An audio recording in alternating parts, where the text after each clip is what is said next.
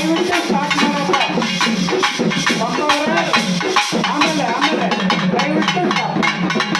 Okay right. Om ಶಕ್ತಿ.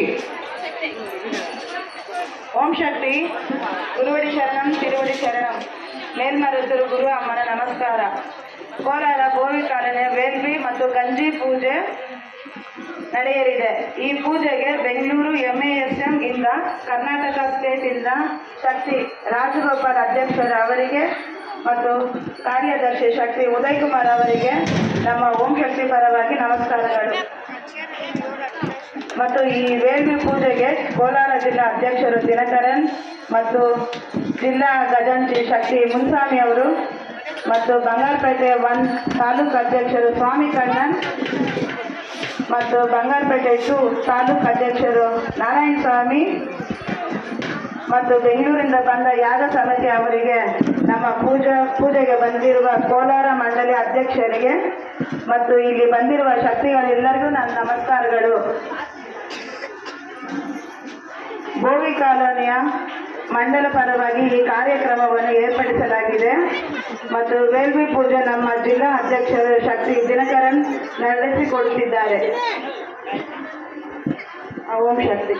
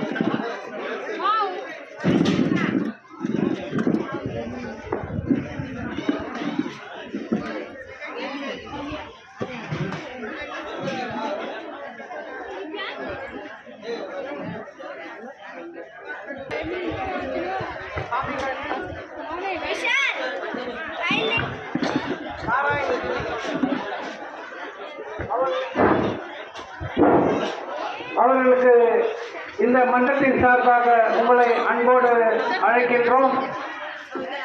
இந்த நிகழ்ச்சியை நடத்திய கோவி காலனி மன்ற தலைவர் மற்றும் பொறுப்பாளர்களுக்கும், இங்கு வந்திருக்கும் அனைத்து மன்ற தலைவர் பொறுப்பாளர்களுக்கும், மாவட்ட பொறுப்பாளர்களுக்கும் எனது ஓம் சக்தி கலந்த வணக்கத்தை தெரிவித்துக் கொண்டு, இந்த அம்மா வேலி வருஷம் அவங்க வேலி பண்ணி இந்த கஞ்சி பூஜை பண்ணிட்டு இருக்காங்க. அவங்க தீர்க்க ஆயுஷா அவரும் அவர் வீட்டுக்காரரும் இந்த இருந்து இது திரும்பவும் தொடர்ந்து நடத்தலான்ட்டு எங்கள் மாவட்டத்தின் சார்பாக கேட்டுக்கொள்கின்றோம். இப்பொழுது நமது வேலி நமது மாவட்ட தலைவர் அவர்கள் பேசும்படி கேட்டுக்கொள்கிறோம்.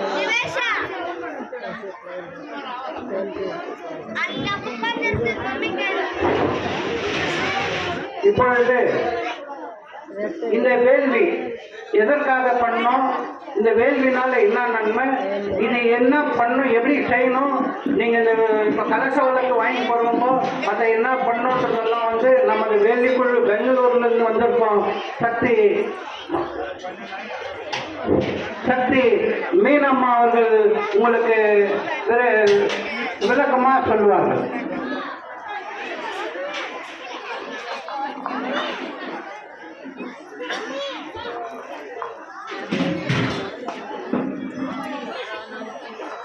ಓಂ ಶಕ್ತಿ. ಗುರುಗೆ ಶರಣಂ, ಗುರುಪಾದಕ್ಕೆ ಶರಣಂ. ಅಮ್ಮ ಆಶೀರ್ವಾದ, ನಮ್ಮ ಗುರು ಅವರ ಅನುಗ್ರಹ, ನಮ್ಮ ಶಕ್ತಿಗಳು ಭಕ್ತಿಯಿಂದ ಈ ಮಂಡಳಿಯಲ್ಲಿ ಪೂಜೆ ಚೆನ್ನಾಗಿ ಅಮ್ಮ ನಡೆಸ್ಕೊಳ್ತಾವೆ. ಆದರೆ ಒಂದು ಮಂಡಳಿಯಲ್ಲಿ ಪೂಜೆ ಮಾಡಬೇಕಾದ್ರೆ ಒಂದೊಂದು ಮಂಡಳಿಯಲ್ಲಿ 5 ಜನ ನಮಗೆ ಕೊಡಬೇಕು. ಅಲ್ಲಿ ಸ್ಟೇಟ್ ಆಫೀಸಲ್ಲಿ ಹೇಳಿರೋದು 5 ಜನ ನಮ್ಮ ಜೊತೆಗೆ ಇರಬೇಕು. ಯಾಕಂದರೆ ಏನಿಲ್ಲ, ಏನು ಬೇಕಾಗಿದೆ, ಯಾವುದೊಂದು ಕಮ್ಮಿ ಇದೆ ಜಾಸ್ತಿ ಇದೆ ಅಂತ ನಾವು ಕೇಳಕ್ಕೆ ನೋಡೋಕ್ಕೆ ಯಾರಿಲ್ಲ. ಆ ಅಮ್ಮ ಬಂದರು ಅಂಗಡಿಗೆ ಹೋಗ್ತಾರೆ, ಉಷಾ ಬಂದರು ಅವರು ಅಂಗಡಿಗೆ ಹೋಗಿ ಇದಿಲ್ಲ ಇದಿಲ್ಲ ಇದಿಲ್ಲ ಇದಿಲ್ಲ ಅಂತ ತಿರುಗಾಡ್ಬಿಟ್ರು ರಾತ್ರಿಯಿಂದ. ನಮಗೂ ಪಾಪ ಅವರೆಲ್ಲ ಮಾಡಿ ಟಿಫನೆಲ್ಲ ತರಿಸಿದ್ರು, ಆದರೆ ನಮ್ಗೆ ತಿನ್ನೋಕ್ಕಾಗಲಿಲ್ಲ. ಯಾಕಂದರೆ ಸಾಮಾನು ಕಮ್ಮಿ ಇದೆ, ಏನು ಬೇಕಾಗಿದೆಯೋ ಅದು ಬೇಕು. ಇವಾಗ ಒಂದು ವೇಲ್ವಿ ಅಂದರೆ ಕರೆಕ್ಟಾಗಿ ಎಷ್ಟು ಬರುತ್ತೆ, ಸ್ಟೇಟ್ ಆಫೀಸಿಂದ ಬಂದಿದೆ, ಮಡಿಕೆನೇ ಇಲ್ಲ, ಮಣ್ಣಿನ ಮಡಿಕೆ ಅಂತ ಹಾಕಿದ್ದಾರೆ, ಅದೇ ಇಲ್ಲ. ದಾರ ಉಂಡೆ 11 ಕಲಸ, ಮಂಡ್ಲಿದು 2 ಕಲಸ, 5 ದಾರ ಹಾಕವ್ರೆ. ನಾನು 3 ಕೇಳ್ತೀನಿ, ಒಂದೇ ಇರೋದಮ್ಮ ನೀನು ಮಾಡು ಅಂತ. ಮಡಿಕೆ ಕೇಳು, ಅದರಲ್ಲೇ ಮಾಡು ಅಂತ. ಬ್ಲೌಸ್ ಪೀಸು ಗಂಧದ ಅಂಗಡಿಯಲ್ಲಿ ಚಿಕ್ಕದು ಬರುತ್ತೆ ಪಾಲಿಸ್ಟರು, ಅದು ತಂದವ್ರೆ. ಪಾಪ ದುಡ್ಡು ಕೊಡ್ತೀವಿ, ಆದರೆ ಒಳ್ಳೇದು ಬೇಕು. ಇಷ್ಟೆಲ್ಲ ದುಡ್ಡು ಕೊಟ್ಟು 6,000 2,000 ಕೊಡ್ತಾರೆ, ಒಳ್ಳೆ ಸಾಮಾನು ಸಿಕ್ಕಲ್ಲ. ಇದಕ್ಕೆಲ್ಲ ನೀವೇನಾದರೂ ಒಂದು ಅರೇಂಜ್ ಮಾಡಿ ಅವ್ರಿಗೂ ಸಾಮಾನು ಹೆಂಗೆ ತಗೋಬೇಕು. ಕಾಟನ್ ಬ್ಲೌಸ್ ಪೀಸು, ಕಾಟನ್ ಅಂದರೆ ಒಳ್ಳೆ ಇದು. ಒಂದು ಇವಾಗ ಬಸ್ಸಿ ಇರ್ತೀವಿ, ಒಂದು ಬೆಳ್ಸಿ ಇರ್ತೀವಿ, ಇದು ದೀಪ ಉರಿಯುತ್ತೆ, ಏನೋ ಒಂದು ಬೂದಿ ಬಂದು ಬೀಳುತ್ತೆ, ಆವಾಗ ಅದು ಪಾದುಗಾಪು. ನಾವು ಕೆಲಸಕ್ಕೆ ಬರೋರು, ಹೋಮಕ್ಕೆ ಬರೋರು ಕಾಟನ್ ಬಟ್ಟೆನೇ ಉಟ್ಕೊಂಡು ಬರ್ಬೇಕು. ಇವ್ರಿಗೆಲ್ಲ ಯಾಕೆ ಕಾಟನ್ ಬಟ್ಟೆ ಕೊಟ್ಟಿದ್ದಾರೆ? ಅವ್ರಿಗೆ ಎಷ್ಟೋ ಇದೆ, ಸಿಲ್ಕ್ ಹಾಕ್ಕೊಂಡು ಬರ್ಬೋದು ತಾನೆ. ಅದು ಒಂದು ಯೂನಿಫಾರ್ಮ್, ಅದಕ್ಕೂ ಮರ್ಯಾದೆ ಕೊಡಬೇಕು. ಈ ಥರ ಡ್ರೆಸ್ ಹಾಕ್ಕೊಂಡು ಬಂದಿದ್ದಾರೆ, ಕಲಸ ದೀಪ ಸುತ್ಕೊಂಡು ಬರುತ್ತೆ. ಹಾಗಾಗಿ ಏನೋ ಒಂದು ಅಕಸ್ಮಾತ್ ಮುಂದೆ ಇರೋರು ಅವ್ರಿಗೆ ಗೊತ್ತಾಗಲ್ಲ ಒಂದು ಇದು ಅವ್ರಿಗೆ ಮುಂದೆ ಹೋಗ್ಬೇಕು ಅಂತ. ದೀಪನೇ ಒಂದು ಕೂದಲೇ ಇದಾಗುತ್ತೆ, ಇಲ್ಲ ಬಟ್ಟೆಗೂ ಏನಾದರೂ ಒಂದು ತೊಂದರೆ ಆದರೆ ಅವ್ರಿಗೂ ಮನಸ್ಸು ಕಷ್ಟ. ನಾವು ಕರೆಕ್ಟಾಗಿ ಕಲಸ 11 ಕಲಸ ಬುಕ್ ಮಾಡುವಾಗ, 11 ದೀಪ ಬುಕ್ ಮಾಡುವಾಗ ಕಾಟನ್ ಸೀರೆ ಕಾಟನ್ ಬಟ್ಟೆ ಹಾಕ್ಕೊಂಡು ಬನ್ನಿ ಅಂತ ಹೇಳ್ಬೇಕು. ನಾವು ಮಂಡ್ಲಿಯವ್ರಿಗೂ ಅದು ಜವಾಬ್ದಾರಿ. ಆ ಥರ ಇವರು ಮಾವಟ್ಟಮ್ಮವರು ವೇಲ್ವಿ ಸಾಮಾನು ಅವ್ರಿಗೆ ಈಸ್ಕೊಡೋಕ್ಕೆ ರೆಡಿಯಾಗಿ ಇರಬೇಕು. ಯಾಕಂದರೆ 10,000 ಖಾಲಿ ಆದ್ರೂ ಒಳ್ಳೆ ಸಾಮಾನು ಸಿಕ್ಕಲ್ಲ. ಇವಾಗ ನಿಮ್ಗೆ ಟೈಮ್ ಇಲ್ವಾ, ಒಂದು ಹೆಂಗೋ ಹೋಗ್ತೀವಿ ಸ್ಟೇಟ್ ಆಫೀಸ್ಗೆ ಹೋಗಿ ಮಂಜುನಾಥ್ ಸ್ಟೋರ್ ಅಂಗಡಿಯಲ್ಲಿ ಸಾಮಾನು ಲಿಸ್ಟೇ ಕೊಡಬೇಡ. ನೀವು ಸಾಮಾನು ಲಿಸ್ಟ್ ಕಳಿಸಿದಾರಲ್ವ ಅದು ಕೊಡಬೇಡ. ವೇಲ್ವಿ ಅಂತ ಹೇಳಿ, ಯಾವ ವೇಲ್ವಿ, ಇದು ಮಾಂಗಲ್ಯ ವೇಲ್ವಿನ, ಮದುವೆದ, ಗೃಹ ಪ್ರವೇಶನ, ಕುಟುಂಬ ವೇಲ್ವಿನ, ಕುಟುಂಬನಲ ವೇಲ್ವಿನ, ಯಾವುದು ಒಂದಕ್ಕೂ ಅವ್ರಿಗೆ ಕೊಟ್ಬಿಡ್ತಾರೆ. ಈ ಮಂಡ್ಲಿದ 6,000 6,500 ನನಗೆ ಮುಗಿಯುತ್ತೆ ವೇಲ್ವಿ ಸಾಮಾನು. ಮಿಕ್ಕಿರೋದೇನು ಇಟ್ಟಿಗೆ ಕಲ್ಲು, ಕುಂಬಳಕಾಯಿ, ನಿಂಬೆಹಣ್ಣು, ಹೂವು ಅದೆಲ್ಲ. ಆ ಥರ ಸಾಮಾನು ಇಟ್ಕೊಂಡು ಬಂದರೆ ಒಂದು ಮನೆಗೆ ಎಷ್ಟು ಬೇಕು ಆ ಥರ ಒಂದು ಪೂಜೆಗೆ ಕರ್ಪೂರ ಮಿಕ್ಕತ್ತೆ, ಅರ್ಶಿನ ಕುಂಕುಮ ಮಿಕ್ಕತ್ತೆ. ಮಿಕ್ಕಿರೋದೆಲ್ಲ ಏನು ಮಿಕ್ಕಲ್ಲ. ನವಧಾನ್ಯ 1 kg ತಂದಿದ್ದೀರಾ, ಅದು ಒಂದು 2 ತಿಂಗಳಾದರೆ ಹುಳ ಬಿಡ್ತೀವಿ, ಅದೇನಕ್ಕೂ ಉಪಯೋಗ ಇಲ್ಲ. ಅವ್ರು ಎಷ್ಟು ಹಾಕ್ತಾರೆ, ಒಂದು 100 ಗ್ರಾಮ್, ಒಂದು 200 ಗ್ರಾಮ್ ಹಂಗೆ ಹಾಕ್ತಾರೆ. ಯಾಕಂದರೆ ವೇಸ್ಟ್ ಆಗೋದು ಬೇಡ. ಇವಾಗ ಅರ್ಶಿನ ವರ್ಷ ಪೂರ್ತಿ ಬರಬೇಕು, ಕಲಸದ ದಾರ ಬರಬೇಕು, ಕುಂಕುಮ ಬರಬೇಕು, ಅದೆಲ್ಲ ಹೆಚ್ಚಾಗಿ ಕೊಡ್ತಾರೆ.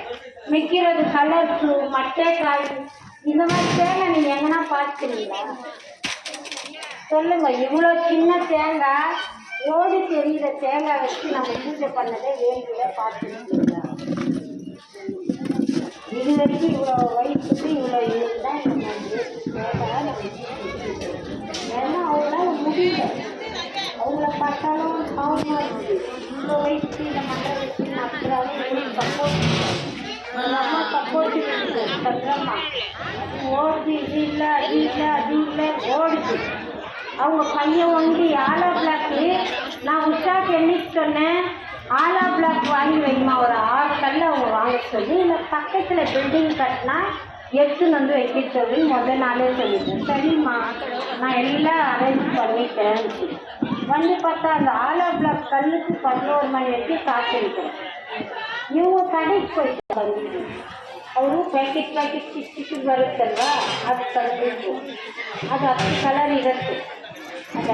ಬೇಕಾಗಿಲ್ಲ, ಒಂದೊಂದು colour blue, green, yellow, golden yellow, red ಅರ್ಧ ಅರ್ಧ ಕೇಜ್ ಬೇಕಮ್ಮ ಅಂದೆ. ಸರಿಮ್ಮ ಕಳಿಸ್ತೀನಿ ಅಂದೆ. ಪಾಪ ಅವರು ಈಗ ಮಾಡಲಿಲ್ಲ, ನನಗೆ ಗೊತ್ತಿಲ್ಲ, ಫೋನಲ್ಲಿ ಗೊತ್ತಾಗತ್ತಾ, ಇವರೇ ಎಲ್ಲ ಇಟ್ಕೊಂಡು ಬರ್ತಾರಂತ ನಾನು. ಆಮೇಲೆ ನೋಡಿದ್ರೆ ಸರಿ ಬೇಡಮ್ಮ, ನೀವು ಹೋಗಿ ಹುಡ್ಕೋದು ಬೇಡ, ನಮ್ಮ ಹತ್ರ ಏನಕ್ಕೂ ಒಂದು ಇಸ್ಕೊಂಡು ಮಡಗಿದ್ದೀವಿ. ಯಾಕಂದರೆ ನಾವು ಇದು ಮೈಸೂರು ಹೋಗುವಾಗ ಕಲರ್ ಸಿಕ್ಕೋದು ಇಲ್ಲ, ಇಲ್ಲಿಂದ ತಗೊಂಡೋದು. ಭತ್ತ ಇಲ್ಲ, ಅಲ್ಲಿ ಭತ್ತನೂ ಇಲ್ಲ, ತೊಗರಿನೂ ಇರಲ್ಲ. ಮಂಡ್ಯ ಮೈಸೂರಲ್ಲಿ ಇಲ್ಲಿ ಭತ್ತ ಇಲ್ಲ, ಒಟ್ಟು ಇಲ್ಲ. ಆ ಥರ ಎಲ್ಲ ಒಂದೊಂದಕ್ಕೂ ಪಾಪ ಅವರು ತುಂಬ ಕಷ್ಟಪಟ್ಟಿದ್ರು. ಯಾಕಪ್ಪ ಈ ಕೆಲಸ ಅಂತ. ನಾನು ಏನು ಮಾಡೋದು, ಇನ್ನೂ ಕೆಲಸ ಆಗಿಲ್ಲ ಅಂತ ನಾನು ಅವರು ಇಡ್ಲಿ ತಂದಿದ್ರು. ಪಾಪ ನಾನು ತಿನ್ನೋದು ನಾನು ತಿನ್ನೋಕ್ಕಾಗಲಿಲ್ಲ, 1 ಗಂಟೆ ಆಗೋಯ್ತು, ಏನು ತಿನ್ನೋದು. ಅದಕ್ಕೆ ನಾನು ಬೇಡಮ್ಮ, ನಾನು ಕಾಫಿ ಟೀ ಏನಾದರೂ ಕುಡಿತೀನಿ ಮಾಡ್ತೀನಿ ಅಂತ ಹೇಳಿದ್ದೆ. ಅವ್ರು ಅಂದರೂ ಏನೋ ಸ್ವಲ್ಪ ಒಂದು ಇಡ್ಲಿ ತಿನ್ನೋಣ ಅಂದ್ಕೊಂಡು ಹೋದ್ರು, ತಿನ್ನೋಕ್ಕಾಗಲಿಲ್ಲ. ಆ ಥರ ಒಂದು ವೇಲ್ಗೆ ಆದರೆ ಇನ್ನು ಕೋಲಾರ, ಬಂಗಾರಪೇಟೆ ಎಲ್ಲ ಹಳೇ ಜನನೇ, ಯಾರು ಹೊಸಬ್ರಲ್ಲ, ನಾವೆಲ್ಲರೂ ಹಳೇ ಜನ. ಎಲ್ಲ ವೇಲ್ಗೆ ಸಾಮಾನು, ಒಂದು ವೇಲ್ಗೆ ಮಾಡೋದು ಜಾಸ್ತಿ ಮಾಡಿ ನಿಮ್ಮ ಶಕ್ತಿಗಳಿಗೆ ಟ್ರೈನಿಂಗ್ ಕೊಡಿ. ರಾತ್ರಿ ಬಂದರು ಮಂಡ್ಲಿಯವರೆಲ್ಲ ಅರ್ಶಿನ ಕುಂಕುಮ ಇಡ್ತೀವಿ ಅಂದರು. ಒಬ್ರು ಇಟ್ಟರು ಚೆನ್ನಾಗಿರಲಿಲ್ಲ, ಇನ್ನೊಬ್ರು ಇಟ್ಟರು ಅಮ್ಮ ಹಿಂಗೆ ಇಡಬೇಕು, ಸರಿಯಾಗಿದೆ, ನೀಟಾಗಿದೆ. ನಮ್ಮ ಮುಖಕ್ಕೆ ಹೆಂಗೆ ಗೊತ್ತಿರ್ತೀವಿ, ಹಂಗೆ ಹಿಂಗೆ ಇಡೋಕ್ಕಾಗತ್ತಾ ಅಂತ ಹೇಳಿದೆ. ಇಟ್ಕೊಟ್ರು, ಅವರು ಇಟ್ಟಿದ್ರು. ಅವ್ರ ಕೈಯಿಂದ ಇಡುವಾಗ ಅವ್ರಿಗೂ ಒಂದು ಸಂತೋಷ. ಎಲ್ಲ ಬಂದರು. ಆ ಥರ ನೀವು ಜನನ ವೇಲ್ವಿಗೆ ಸೇರಿಸಿ ಎಲ್ಲರೂ ಬರಬೇಕು. ಒಂದೊಂದು ಹೆಂಗಸರು ಮಾಲೆ ಹಾಕ್ತೀವಿ, ಒಂದೊಂದು ಮಂಡ್ಲಿಯಲ್ಲಿ ಮಾಲೆ ಹಾಕ್ಬಿಟ್ಟು ಮುಚ್ಚಿಬಿಡೋದು, ಬರೋ ವರ್ಷ ತೆಗಿಯೋದು. ಕೆಂಪು ಬಟ್ಟೆ ಬರೋ ವರ್ಷ ಹಾಕ್ಕೊಂಡು ಬರೋದು. ಹಂಗಿದ್ರೆ ಅಮ್ಮ ನಮಗೂ ಒಳ್ಳೇದು ಮಾಡಲ್ಲ. ನಾವು ಹೆಂಗೆ ಮಾಡ್ತೀವೋ ಅದಕ್ಕೆ ಪ್ರತಿಫಲ, ನಾವೇನು ಹಾಕ್ತೀವಿ ಅದೇ ಬೆಳೆಯುತ್ತೆ. ನೀವು ಹೆಂಗೂ ಕೆಂಪು ಬಟ್ಟೆ ಹಾಕ್ಕೊಂಡು ಒಂದು ಮಂಡ್ಲಿಗೆ ಬಂದು ಪೂಜೆ ಮಾಡಿ, ತೊಂಡು ಮಾಡಿ, ಸೇವೆ ಮಾಡಿ, ನಿಮ್ಮ ಕೈಯಲ್ಲಿ ಕಲಶ ಸುತ್ತಿ, ನಿಮ್ಮ ಕೈಯಲ್ಲಿ ಅಮ್ಮನಿಗೆ ಬೊಟ್ಟು ಇಟ್ಟು ಒಂದೊಂದು ಕೆಲಸನೂ ಮಾಡ್ತೀರೋ ಆ ಮಂಡ್ಲಿ ಮುಂದೆ ಬರುತ್ತೆ. ಇವಾಗ ಇವ್ರಿಗೆಲ್ಲ ಗೊತ್ತು. ಎಷ್ಟು ಕಾಲದಿಂದ ಪ್ರಕಾಶ್ ನಗರ ಇದೆ. ಪ್ರಕಾಶ್ ನಗರ ಇವಾಗ ಹೆಂಗಿದೆ, ಕರ್ನಾಟಕದಲ್ಲಿ ನಂಬರ್ 1ನಲ್ಲಿ ಇದೆ, ಕತ್ರಿಗುಪ್ಪನಲ್ಲಿ ನಂಬರ್ 1ನಲ್ಲಿದೆ. ಇದೆಲ್ಲ ಮಂಗಳವಾರ ಓದೋದು ಮಂಡ್ಲಿ. ಮಂಗಳವಾರ ಕೋಟ್ರಿ ಮಲರ್ಗಳಂದರೆ ಜನ ಭಯ, ಆದರೆ ಅದು ಓದೋದು ಮಂಡ್ಲಿ ಮುಂದೆ ಬಂದಿದೆ. ವಳಿಪಾಡಿ ಹೆಂಗಿದೆಯೋ ಹಂಗೆ ನಂಬರ್ 1ಗೆ ಬಂದಿದೆ. ಅಷ್ಟೊಂದು ಇರುಮುಡಿ, ಅಷ್ಟೊಂದು ಜನ.